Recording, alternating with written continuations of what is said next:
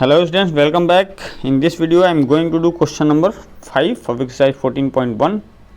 जैसा कि मैं बोला था स्टैटिक्स बहुत ही ईजी है, आप इसको ध्यान से देखो। और ये एक चैप्टर है जो लोग केवल क्वेश्चन देके कंफ्यूज होते हैं, इसमें कुछ ज़्यादा है नहीं, ठीक है। तो अपने आप को कन्फ्यूजन मत करो। और ये जो क्वेश्चन होगा ना that will be plus point, जो एग्ज़ाम में ये बड़े क्वेश्चन आते हैं और ये आपके लिए बहुत बड़ा पॉजिटिव पॉइंट होने वाला है, ठीक है।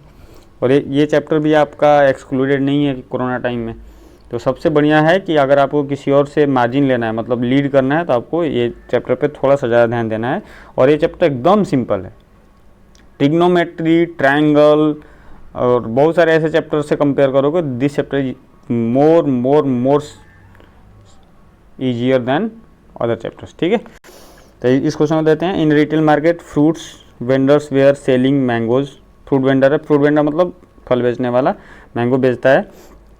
एक बॉक्स में रखा हुआ है, kept in packing box. These boxes contain varying number of mangoes. बहुत सारा बॉक्स है मैंगो का, उस सारे बॉक्सों में अलग अलग अमाउंट, मतलब अलग अलग नंबर्स में मैंगो है। ऐसा नहीं है कि सब में फिक्स नंबर नहीं है।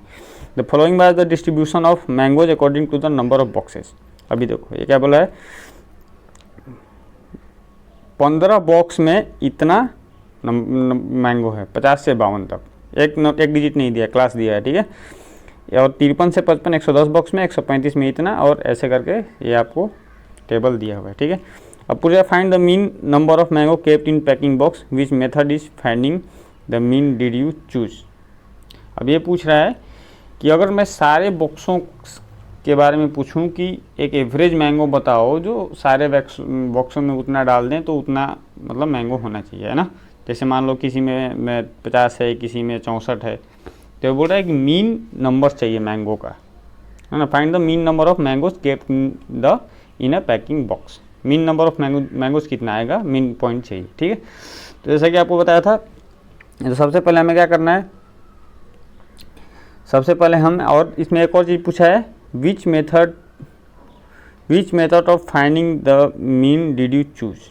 कौन सा मेथड चूज करोगे, ठीक है। तो कौन सा मेथड चूज करेंगे, जैसे कि बताऊँ, ये सबसे पहले आपको सोच के कोई फ़ायदा नहीं है, इसको हम सोचेंगे बाद में। पहले हम क्वेश्चन करेंगे, ठीक है। हमें आंसर ही देना है ना कि हम क्यों, मतलब कौन सा मेथड चूज करेंगे।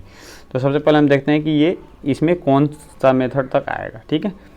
तो हम यहाँ पे लिखेंगे क्या, number of mangoes, number of mangoes, ठीक है। कितना है, 52, 52, 53 टू 55, 56 टू 58, 58, 59 टू 61 और 62 टू 64।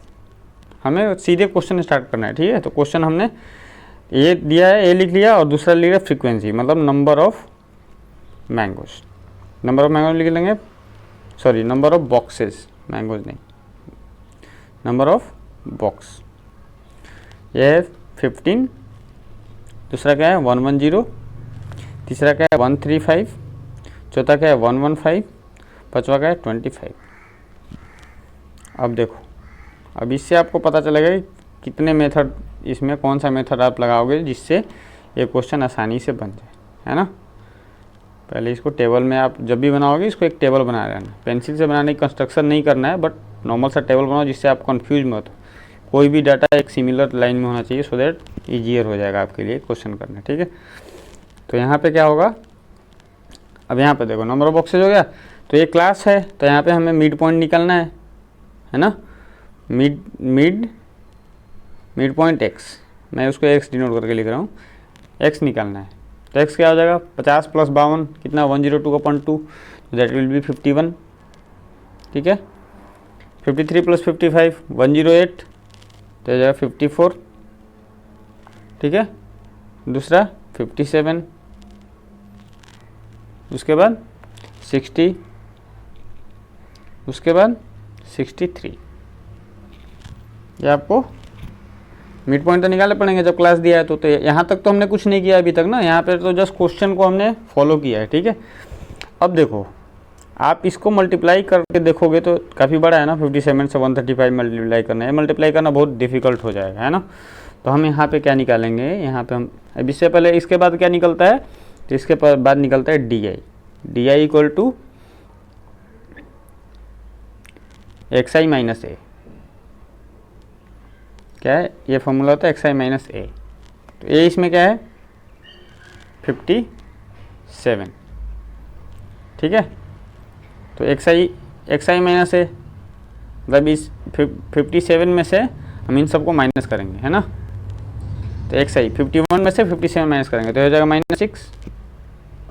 54 में से 57 माइनस करोगे -3। इसमें 57 से 57 0, और ये 3 और ये 6। इतना समझ में आ गया आपको। अब आप इस क्वेश्चन को ध्यान से देखो। अब आपको मिल गया ये डाटा और फ्रीक्वेंसी है ये। 15 से 6 मल्टीप्लाई कर सकते हो, 110 से 3 क्वाइट ईजी, बहुत डिफिकल्ट भी नहीं है ना। 330 ऐसे दिख रहा है। 115 से 3 थोड़ा सा डिफिकल्ट है, बट ये भी कर सकते हैं। 25 से 6 मतलब हमें कहीं ना कहीं यहीं पे एक थोड़ा सा डिफिकल्टी मिल रही है ना। तो चलेगा। अभी हम क्या करेंगे, देखो जितने क्वेश्चन को आगे शॉर्टकट तरीका अपनाने की कोशिश करोगे, आपका आंसर की करेक्टनेस थोड़ा सा धीरे धीरे नीचे चली जाएगी। तो उतना भी ज़्यादा डिफिकल्टीज लेके नहीं चलना है करेक्ट करने के चक्कर में, और उतना भी कम नहीं करना है, उतना भी क्वेश्चन को कम मत करो कि आपका आंसर ज़्यादा इंटरेक्ट हो जाए, है ना। तो एक्चुअली जो टीचर रहेगा ना, एग्जामिनर जो टीचर रहेगा, जो आपका कॉपी शीट देखेगा, वो यही देखेगा कि आप किस क्वेश्चन के लिए कितना फॉर्मूला यूज किए हो, है ना। तो इसमें हम देख रहे हैं कि इससे काम चल जाएगा। तो हम आगे क्या निकाल लेंगे, एफ आई डी आई। तो एफ आई डी आई क्या होगा, देखो डी आई -6 है, एफ आई 15 तो हो जाएगा -90, -3 -110 तो ये बाद -330, ये 0 हो जाएगा। और ये कितना हो जाएगा, 3 5 या 5 15 5 0 0 होगा, 4 और 3, ठीक है। इतना समझ में आया। और ये हो जाएगा 150। अब देखो, अब इससे बाद में क्या बताया था आपको, ऐड करना है क्या क्या, फ्रीक्वेंसी, ये हो जाएगा समेसन एफ आई, और ये हो जाएगा समेसन एफ आई डी, है ना। ये सबको ऐड करना है। तो आपको दिख रहा है इन दोनों में से, अगर इन दोनों को मैं जोड़ दूं तो ये कितना हो जाएगा, +15 हो जाएगा। इससे +15 मिल गया। और अगर मैं इसको और 90 को जोड़ दूं तो इससे क्या मिल जाएगा, इसे मिल जाएगा +60। टोटल क्या हो जाएगा 75 प्लस। और रेट कितना है, एफ आई जोड़ोगे तो ये हो जाएगा टोटल 400 जोड़ोगे तो that will be, F I तो आपको जोड़ना ही पड़ेगा। एफ आई के लिए कोई शॉर्ट फ्रीक्वेंसी के लिए शॉर्टकट नहीं है, ठीक है। तो एफ आई हमने 400 लिख लिया। अब सीधे हम फॉर्मूला पर पुट करेंगे। तो इसका फॉर्मूला क्या है, ए प्लस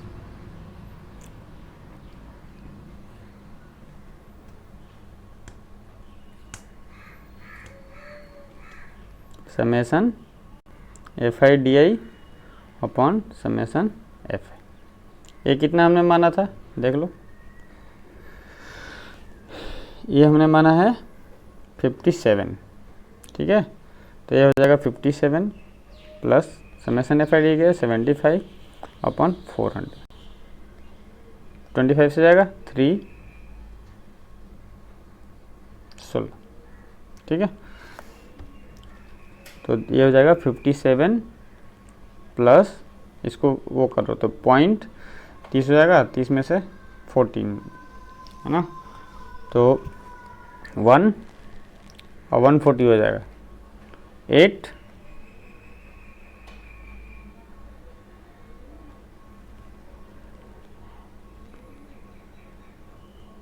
कितना होता है,